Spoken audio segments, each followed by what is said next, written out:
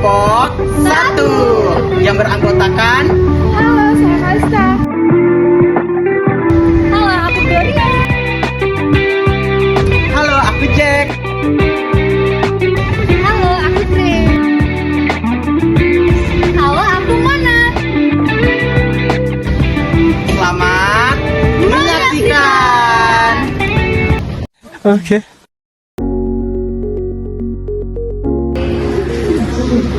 Tapi dah tahu nggak teman aku ada kena penyakit dermatitis ini kan? Ada kerjaannya. Coba saya lihat ya. Yang asal emang dermatitis itu apa sih? Ya, apa ya dermatitis iritan?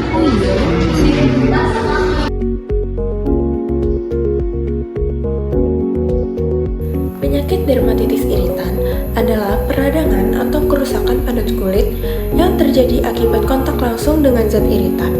Misalnya seperti bahan kimia, yaitu sabun ataupun deterjen, faktor fisik seperti gesekan ataupun suhu ekstrim, dan faktor biologi seperti mikroorganisme. Dermatitis iritan merusak lapisan pelindung kulit tanpa melibatkan reaksi alergi atau sistem imun spesifik. Dermatitis ini biasanya terbatas hanya pada area kulit yang bersentuhan dengan zat penyebab. Dari yang dijelasin tadi dari pengertian dermatitis iritan, kira-kira etiologi dan faktor risikonya apa ya? Baik, selanjutnya yaitu etiologi dermatitis iritan. Dermatitis iritan itu terjadi karena zat kimia maupun fisika yang mengakibatkan merusak lapisan kulit sehingga terjadinya peradangan. Nah, hal ini bisa terjadi satu kali dalam jumlah besar atau dalam jumlah kecil tapi berulang kali. Baik, selanjutnya yaitu faktor resiko dermatitis kotak iritan. Nah, dermatitis kotak iritan terjadi akibat paparan zat yang berupa merusak lapisan kulit. Nah, faktor risikonya itu meliputi yang pertama yaitu paparan zat iritan seperti deterjen, pelarut atau desinfektan. Nah, yang kedua itu frekuensi paparan yang semakin sering dan lama terpapar. Jadi makin tingginya resiko. Nah, yang ketiga itu ada kondisi kulit yang kering atau luka, lebih mudah terkena iritasi. Nah, yang keempat ini faktor pekerjaan yang berisiko seperti tenaga medis atau petugas kebersihan. Nah, yang kelima itu faktor individu seperti usia, lanjut, anak-anak atau riwayat alergi. Dan terakhir itu cuaca dingin dan juga kering. Oh gitu ya, wajib ingat sih ini. Iya, betul, harus kita wajib ingat apa aja. Dermatitis iritan merupakan penyakit akibat kerja yang berdampak signifikan terhadap pekerjaan maupun produktivitas pekerja, di mana gejala-gejala yang sudah disebutkan sebelumnya dapat membuat para pekerja itu merasa tidak nyaman, mengganggu aktivitas pekerja, bahkan dapat membuat pekerja sulit untuk menjalankan tugasnya secara optimal. Dampak spesifik dapat meliputi yang pertama, penurunan produktivitas karena rasa tidak nyaman dan gangguan fisik saat bekerja. Kedua, peningkatan resiko absen atau cuti berkepanjangan bahkan kehilangan pekerjaan dikarenakan kasus yang berat. Tiga, kualitas hidup pekerja menurun baik itu secara profesional maupun pribadi akibat gangguan berkelanjutan di tempat kerja. Dan yang terakhir, beban ekonomi yang signifikan bagi perusahaan maupun negara akibat biaya pengobatan dan kehilangan jam kerja. Gejala dermatitis iritan dapat meliputi yang pertama, munculnya kemerahan atau munculnya ruam pada kulit. Yang kedua, kulit terasa kering, pecah-pecah maupun bersisik. Yang ketiga, kulit terasa gatal, baik itu gatal yang ringan maupun gatal yang mengganggu. Yang keempat, sensasi perih maupun terbakar maupun nyeri pada kulit itu muncul. Yang kelima, terkadang terjadinya lepuhan ataupun luka yang berkerak pada kulit. Selanjutnya yang terakhir itu kulit terasa kencang maupun mendebal pada area yang terkena iritan. Gejala-gejala yang tadi saya sebutkan itu dapat timbul setelah beberapa jam kulit terkontak dengan zat iritan.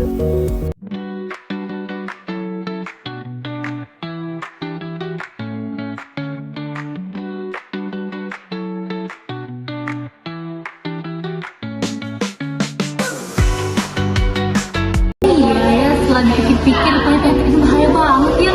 Tapi kalau misalnya kita lihat lagi, kira-kira apa ya pekerjaan yang berisiko terkena penyakit dermatitis iritan ini?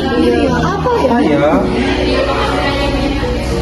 Jadi, ada beberapa pekerjaan nih yang berisiko tinggi menyebabkan dermatitis iritan ini. Yang pertama, yakni petugas kesehatan berupa perawat, dokter, dan teknisi laboratorium. Yang dimana petugas kesehatan ini sering mencuci tangan, menggunakan sarung tangan lateks, dan menggunakan disinfektan yang dapat menyebabkan iritasi kulit akibat paparan bahan kimia dan kelembapan yang berlebih. Kemudian yang kedua, yakni pekerja pembersih. Yang dimana pekerja pembersih ini seringkali terpapar bahan-bahan pembersih seperti deterjen, pemutih, dan disinfektan, sehingga memicu terkenanya dermatitis iritan ini.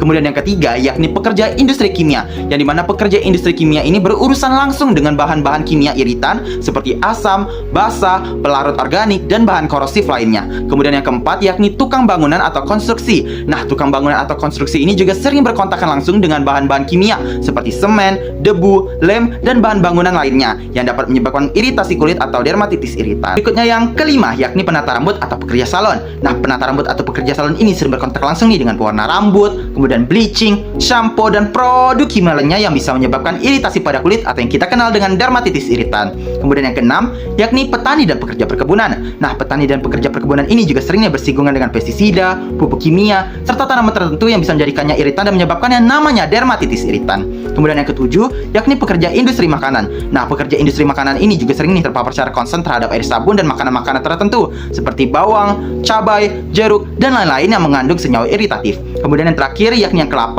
mekanik dan teknisi. Nah, mekanik dan teknisi ini sering nih bersentuhan dengan oli, kemudian pelumas, pelarut, dan bahan logam yang bisa mengiritasi kulit. Berarti bahaya banget sih. Kalau kayak gitu tuh harus dicegah nggak sih? Apa aja sih yang bisa kita lakukan untuk mencegah penyakit dermatitis iritan? Iya, harus dicegah sih kayak gitu. Apa pencegahannya? Nah teman-teman, sehingga 80% penyakit dermatitis iritan itu disebabkan oleh penyakit akibat kerja loh. Nah, kira-kira apa sih upaya yang bisa dilakukan untuk menghindari penyakit tersebut? Yang pertama, hindari kontak terhadap zat yang berpotensi terkena iritan. Cobalah untuk identifikasi dan juga hindari zat-zat yang berpotensi terjadinya penyakit dermatitis iritan tersebut, seperti misalnya sabun yang memiliki wangi, deterjen keras, dan juga zat-zat kimia lainnya yang ada di tempat kerja. Dan kedua, gunakan alat pelindung diri. Saat ingin berkontak langsung terhadap zat-zat kimia, usahakan untuk selalu menggunakan alat pelindung diri yang sesuai dengan standar K3, seperti misalnya sarung tangan, baju pelindung, dan juga alat pelindung diri lainnya. Dan yang ketiga, gunakanlah pelembab. Nah teman-teman, salah satu alasan mengapa pekerja itu rentan terhadap penyakit dermatitis iritan karena mereka tidak menjaga kelembapan kulit mereka dengan baik loh. Jadi, para pekerja diharuskan untuk menjaga kelembapan kulit mereka dan menggunakan lotion atau pelembab wajah dan muka yang tidak menggunakan pewangi dan juga pewarna, sehingga aman yang digunakan setiap hari oleh para pekerja dan menjaga kelembapan kulitnya. Dan keempat, basuhlah tubuh dengan segera. Nah, mungkin teman-teman berpikir, kalau misalnya kita sudah menggunakan alat pelindung diri yang sesuai standar, berarti kita sudah terhindar dari zat-zat kimia dong. Tentu saja tidak ya teman-teman. Itu masih bisa memberikan potensi sekecil apapun bahwa tubuh kita masih terkena zat-zat kimia tersebut. Jadi, bila sudah berkontak langsung dengan zat-zat kimia, usahakan untuk langsung membasuh tubuh dengan sabun dan juga air mengalir untuk memastikan zat-zat kimia itu hilang dari tubuh para pekerja tersebut. Oh, ternyata itu ya, lumayan banyak juga ya upaya pencegahannya. Tapi kan ini tentang pekerjaan. Harusnya ada nggak sih regulasi dan juga standar K3 untuk mengatasi hal ini? Kira-kira apa ya standar K3 yang relevan untuk masalah dermatitis? Regulasi yang mengatur dermatitis kontak iritan yang dimana itu termasuk penyakit akibat kerja tertuang pada Peraturan Presiden Republik Indonesia Nomor 7 Tahun 2019, yang dimana dalam regulasi tersebut PHK didefinisikan sebagai penyakit yang diakibatkan atau yang disebabkan oleh faktor-faktor bekerja ataupun kondisi kerja. Sekarang aku jadi tahu nih setelah ada tukar pikiran sama kalian. Terima kasih ya. Jadi kamu tahu kan apa itu dermatitis iritan? Nambah banget nih. Asli. Bukan pola pikir kita